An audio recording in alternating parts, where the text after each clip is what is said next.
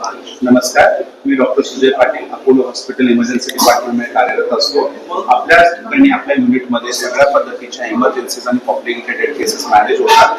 आज आपल्या इथे ठिकाणी CPR आणि BLS बद्दल आपल्याला सगळ्यांना प्रात्यक्षिक करून पेशंटचा जीव कसा वाचवायचा आणि त्यांच्याबद्दलच्या शंकेचं निरसन केलं. आज बऱ्यापैकी सगळ्या लोकांनी पार्टिसिपेट करून आपण चांगल्या पद्धतीने हा उपक्रम राबवला आणि सगळ्या इमर्जन्सी बद्दलची आपली सगळ्यांचे जे मनात शंका होते त्याचं निरसन करण्यात आलं.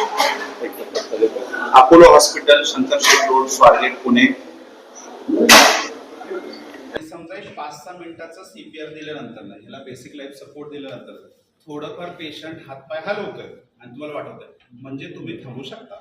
एक तर थांबायचं कधी आहे, जोपर्यंत ॲम्ब्युलन्स डॉक्टर किंवा कुठलेही येत नाही तोपर्यंत, नाहीतर पेशंट स्वतःहून उठून कुठला वाटला तर मारेल एखादी, परंतु हाय बाबा जेवण आहे असं समजेल.